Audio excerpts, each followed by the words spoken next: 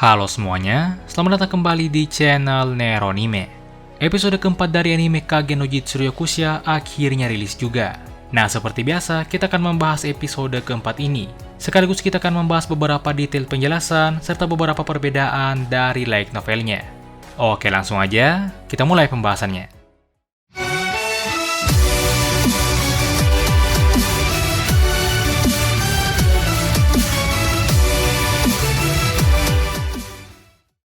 Episode keempat ini dibuka dengan Alexia yang terbangun dengan kondisi terikat dan menyadari bahwa dirinya telah diculik.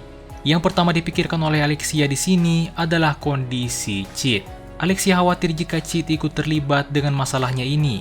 Alexia kemudian menyadari bahwa ada makhluk aneh yang diikat di sebelahnya. Nah, sedikit spoiler, makhluk ini adalah Milia. Di mana Milia ini adalah putri dari Olba, dan sekilas telah diperlihatkan sebelumnya, yaitu saat Cheat mengalahkan Olba di episode kedua. Nah, untuk memudahkan, di video kali ini kita akan memanggil makhluk ini dengan Monster Milia. By the way, buat kalian yang udah baca manganya, kalian pasti sadar kalau Monster Milia di versi anime masih lebih mendingan, karena di versi manganya Monster Milia digambarkan dengan lebih menyeramkan. Awalnya, Alexia tentunya merasa takut setelah melihat wujud dari Monster Milia ini. Ia khawatir bahwa ia akan diserang atau semacamnya. Namun setelah Monster Milia memalingkan wajahnya, Alexia pun merasa lega. Oke, lanjut. Beberapa saat setelahnya datang seorang pria yang kemudian mengambil darah Alexia. Ia menjelaskan bahwa darah Alexia akan digunakan untuk membangkitkan iblis. Nah, di sini Alexia sama sekali tak melawan. Pada light novelnya dijelaskan bahwa alasan Alexia tak melawan adalah agar ia tak dibunuh. Alexia membiarkan darahnya diambil karena selama darahnya bisa diambil, maka ia pasti akan dibiarkan hidup. Jadi Alexia hanya menunggu untuk diselamatkan saja. Setelah itu, scene kemudian berpindah memperlihatkan Cheat yang sedang disiksa karena tuduhan penculikan Alexia. Kalau mau, Cheat sebenarnya bisa saja menyembuhkan dirinya dan meloloskan diri dengan sangat mudah. Namun itu tak ia lakukan, dan malah senang karena dengan ini ia bisa berperan sebagai karakter figuran secara maksimal. Sementara itu, scene berpindah lagi memperlihatkan Iris Midgar, yang merupakan kakak dari Alexia. Iris telah melakukan pergerakan untuk mencari jejak Alexia, namun setelah beberapa hari berlalu, ia masih belum menemukan satupun petunjuk. Satu-satunya yang paling ia curigai adalah Cheat, namun itu juga belum dapat dibuktikan. Iris juga bekerja sama dengan Zenon dan memintanya untuk menjaga ketertiban di akademi. Di sisi lain, terlihat Claire yang sedang memaksa untuk menemui Iris dan para kesatria. Itu semua untuk menjelaskan bahwa Cheat tak bersalah. Nah, kalau di animenya, kita hanya diperlihatkan Claire yang sedang ditahan oleh siswa lainnya. Bahkan sang ketua OSIS yaitu Rose Oriana telah dimunculkan di sini untuk menahan Claire. Sementara pada light novelnya, Claire langsung menemui Iris di ruangannya dan sempat berbicara dengannya. Pada light novelnya juga, karakter Rose Oriana belum dimunculkan pada scene ini. Oke, lanjut, scene kemudian berpindah memperlihatkan Cheat yang akhirnya dibebaskan. Pada light novelnya, dijelaskan bahwa Cheat telah diinterogasi dan disiksa selama 5 hari sebelum ia akhirnya dibebaskan. Meskipun telah bebas, namun Cheat masih dicurigai dan diikuti oleh beberapa orang yang mengawasinya. Saat tiba di kamarnya, Cheat langsung disambut oleh Alpha. Nah, kalau di animenya, Cheat sebelumnya sempat berpapasan dengan Alpha di tengah kota. Namun pada light novelnya, Cheat baru bertemu dengan Alpha di kamarnya.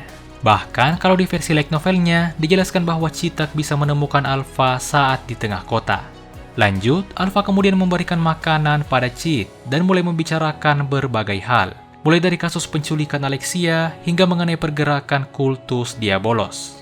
By the way, scene kedekatan Alpha dan Cheat di sini tak ada di versi light novelnya. Jadi ini adalah scene original dari animenya. Bintang 5 untuk scene fanservice di versi anime. Lanjut, setelah membicarakan beberapa hal, Alpha pun izin pamit dan pergi dari kamar Cheat. Setelah itu, scene berpindah kembali memperlihatkan Cheat yang menyusun koleksi berharganya. Pada light novelnya dijelaskan bahwa ini adalah 2 hari setelah Cheat dibebaskan. Di sini, Cheat akhirnya menikmati hasil dari berburu hartanya selama ini. Mulai dari hasil berburu bandit yang telah ia lakukan sejak kecil, hingga hasil mulung koin dari Alexia. Dari semua hasil perjuangannya itu, Cheat berhasil mengoleksi berbagai barang mewah dan antik. Di Di antaranya ada wine, lampu, lukisan, dan lain sebagainya. By the way, kalau kita perhatikan, lukisan Cheat di sini mengambil referensi dari lukisan The Scream, salah satu lukisan terkenal yang ada di dunia. Lanjut, dengan semua koleksi berharga yang telah ia kumpulkan, Cheat akhirnya bisa memuaskan sifat Chunibyo-nya. Dan dengan begitu, ia tinggal menunggu dengan santai hingga Beta datang di malam hari. Singkat cerita, saat Beta datang, Shadow menyambutnya dengan mengatakan kata-kata kerennya, yang kemudian membuat Beta sangat kagum. Beta pun melaporkan pergerakan mereka pada Cheat. Di tengah laporannya, Cheat memberikan sebuah surat pada Beta. Nah, pada anime dan light novelnya, di sini Beta tak sempat membacakan isi suratnya. Namun pada manganya, Beta sempat membacakan isi suratnya dengan jelas. Intinya surat ini berisi perintah untuk Cheat agar ia datang ke suatu tempat yang dijanjikan jika ia ingin Alexia kembali. Yang berarti Cheat ingin dijebak oleh seseorang. Setelah itu, Cheat kemudian mengatakan bahwa ia meminta maaf pada Delta, karena ia yang akan memainkan prelude atau pembukanya. Nah, sebelumnya, pada laporan Beta disebutkan bahwa Delta adalah orang yang akan menandakan dimulainya operasi. Karena itu di sini Cheat meminta maaf pada Delta karena ia akan lebih dulu bergerak dan memulai operasi dengan mengatasi orang-orang yang ingin menjebaknya. Dengan begitu, Cheat bersama dengan Beta pun mulai bergerak.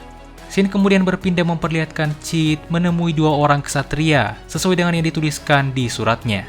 Nah, kalau di light novel dan manganya dijelaskan bahwa mereka bertemu di hutan, sementara di animenya mereka bertemu di balik gedung. Dua ksatria yang ditemui Cheat di sini adalah orang yang telah menyiksa Cheat sebelumnya. Selain itu, di sini juga sempat diperlihatkan dua orang yang telah memata-matai Cheat sebelumnya dan diperlihatkan kondisi mereka yang telah dibunuh.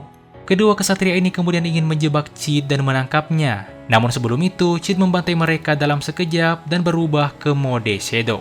Setelah itu terdengar suara ledakan yang menandakan bahwa Delta juga sudah mulai bergerak dan mulai membantai para anggota kultus.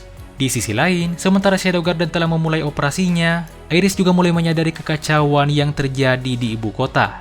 Iris pun langsung turun tangan dan berangkat menuju TKP.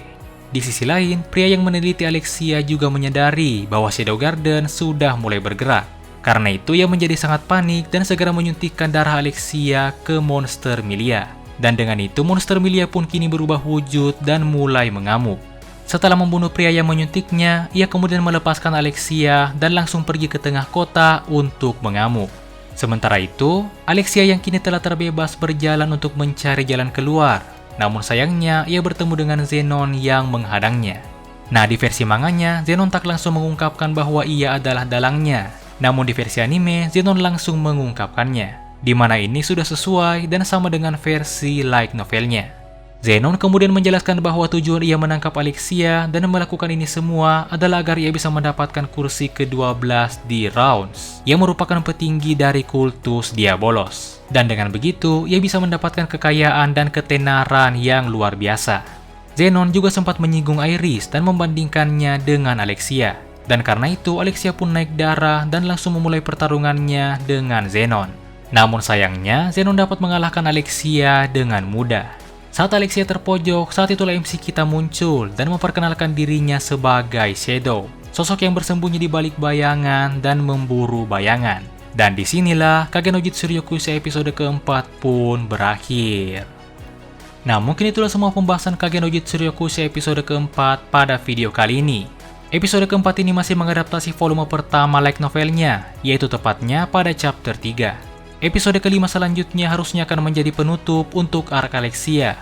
Dan seperti biasa, kita akan melanjutkan konten breakdown ini jika episode selanjutnya telah dirilis minggu depan. Nah, jadi mungkin itu saja untuk video kali ini.